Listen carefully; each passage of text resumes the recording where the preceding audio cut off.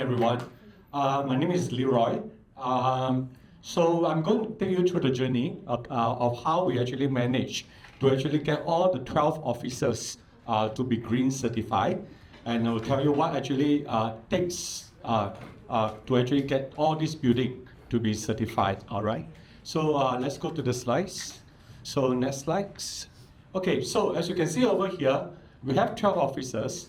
10 officers is actually under IGB commercial REITs. And we are actually the first REITs that have all the buildings green certified. All right, so there's something useful. Other than that, which is actually not REITs, under the management of property, IGB property management, is actually in Johor, which is actually the South Key South Tower and the South Key North Tower. All right.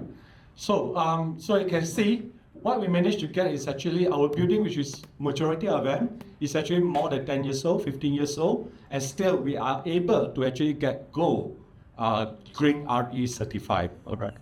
And furthermore, last year for G Tower, we actually grabbed 2 awards. One is actually for Gold Award for 10 years and above, non-strata office category from the age. And also we have a very special award called Agile Reinvention. All right. So what is Agile Reinvention is actually, we managed to actually convert the G Tower from a hotel to an office. All right. So that's what we actually did, and that's how we managed to actually grab this award. Next slide.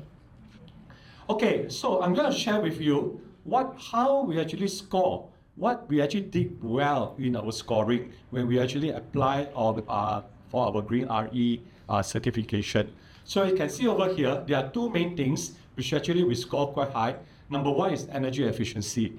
So surprisingly, building which is about 15 years old is still quite green, still very energy efficient. So as you can see here, we actually score about 45.76 out of the 65 score, right, for these buildings. So on average, and for green requirements, about 42.3 out of 50. Right? So we actually score very high on these 2 major requirements. Next. So throughout our whole journey, we actually have a target. Our target is that in year 2030, we are supposed to actually reach 18% reduction in terms of EUI, energy use intensity. But in year 2025, we have already achieved 21% of energy reduction. Right? One click. So we are actually 5 years ahead than our target. So I believe we need to actually move our baseline again. All right, next. Okay, so how we actually do it? So there are 3 main things that we actually do. Number 1 is that we always evaluate our building services, all the equipments, everything. So if let's say the energy efficient of the equipment is not there, all right, it's not efficient, then it's actually time to actually replace. So like for example, we actually replaced quite a number of chillers. Once we replace the chillers already, we actually reduce about 40% of the energy use of the building and for cooling load. All right. Then after that, we have lighting controls. Okay, if you can see, all our buildings are all managed by occupancy sensor. If there's no one there, the lights actually turn off, even in your common areas and even in your toilets. The next stage that we're going to do, perhaps, is actually in the offices also. All right. So the next one is actually water conservation. So all our fittings, everything, all are well certified. So to ensure that the water efficient is actually in accordance to the authority for green buildings. Then of course for the green initiative for occupant well-being, we have the green guides for tenants. The annual IAQ assessment, we actually have ad hoc to actually quickly measure the thermal comfort for our residence area and also common area. If needed to, we can actually deploy IoT sensors also to actually do ad hoc monitoring. Okay. Of course, all our ASU, we actually have UV lights. Then, of course, thanks to this marketing team and also communication team, we have our tenants wellness and lifestyle program like this. All right. Next. Okay, so how we do it, as I mentioned, we continuously monitor the energy usage, not only for the building, but also for each and every equipment, especially the major equipment, which is the energy guzzler. All right. So that's one. Number 2, we standardize all the SOPs, all the checklists, how we actually maintain the building equipments, everything. We standardize it throughout the whole 12 buildings. All right. Then, of course, we actually adopt technology. Our building automation system have legacy system, and so we have new system. So we are now in a journey to actually replace and upgrade the building automation system to standardize it, all right, so that we can actually consolidate into a single dashboard. All right. So of course, all those things is talking about ecosystem. Last time, what happened is that each and every building have their own innovation, and the technology and the knowledge is being kept to themselves. But now we actually open a pathway. All right. Whatever is done in one building is being communicated to another building, so that we can actually emulate it. So that's what we also do. All right. We take all the 12 buildings. Next. Okay, so this is the same thing. As I mentioned, every time we do audit, we do a feasibility. Then after that, once it's being exhausted, so we need to make sure that whatever the resources that we have, not only the capital resources, rainwater and everything, also need to manage well. Okay, let's. Okay, anyone know what is this?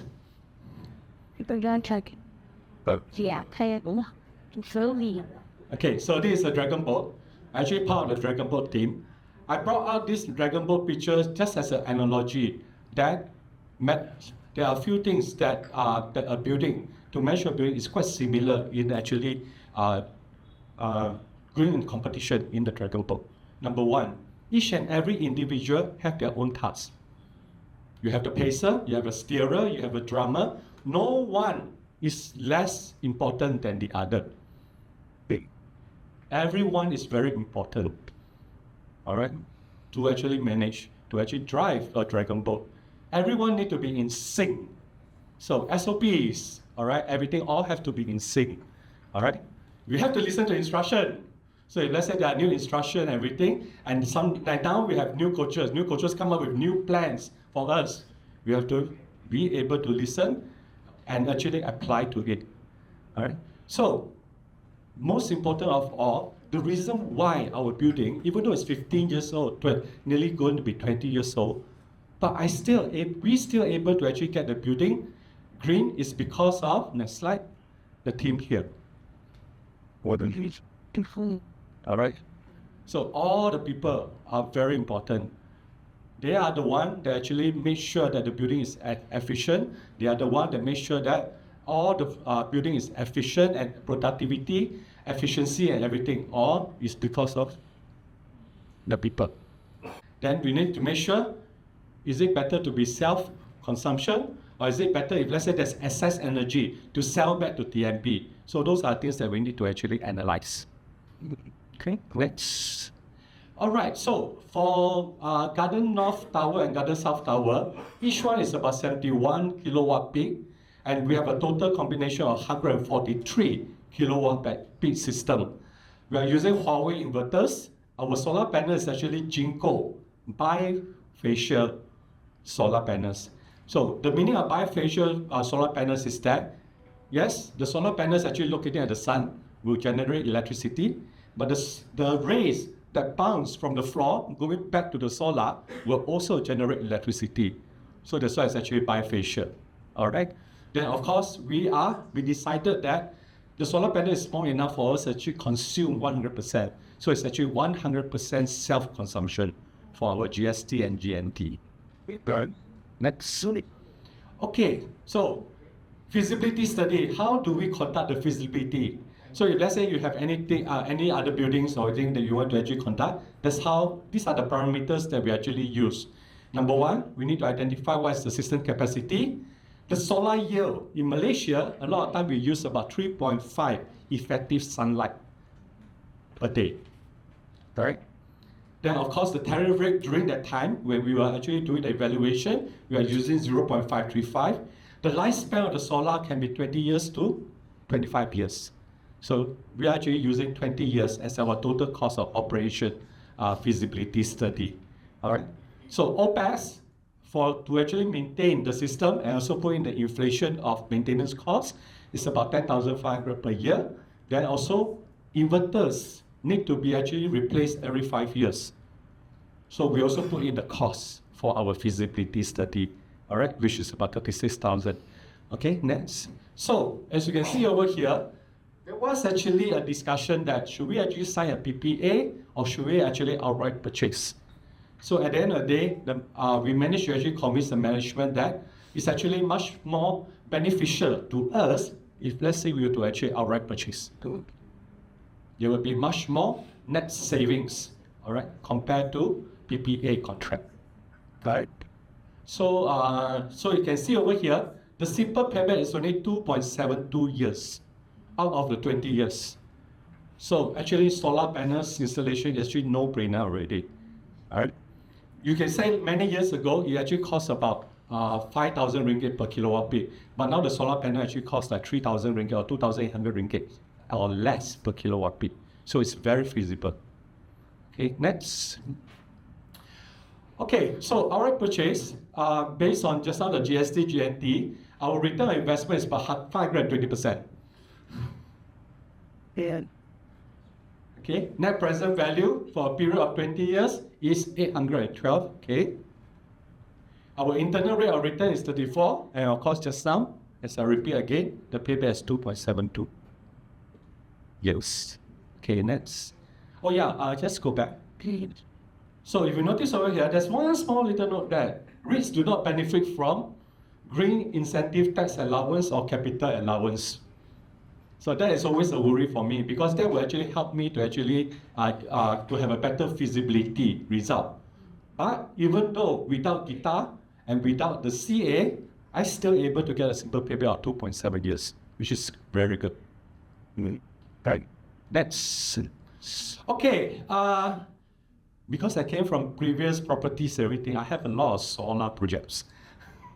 So I cannot actually say that which project, but I did tell the management that based on per kilowatt peak, my property 1 to property 3 is roughly about 2,300 ringgit to 3,500 ringgit per kilowatt peak. Depends on the size. The smaller the size, usually it's more expensive. Okay? So based on the capacity of 140 over kilowatt peak, by right, my solar system should be roughly about 2,800 ringgit per kilowatt peak. But IGBPM managed to get 1,800 ringgit per kilowatt peak. Even better than what is actually the normal rate. Okay, next. So, what are the things that need to be ensured that we have actually the 30 years assurance? First and foremost, deferred liability period, okay, not only for material, but for workmanship, okay. Cable and earthing is all 3 years warranty. Inverters, we managed to get 10 years warranty. Solar panels, defects, we managed to get 12 years. Rapid shutdown system, we managed to get 25 years warranty. Solar panel performance, we managed to get 30 years warranty, point loss. So each one is actually about 174 kilowatt peak. You will be able to generate a savings, a total savings of about 200,000 per year. All right. Okay. Next. Any question? Q&A. All right.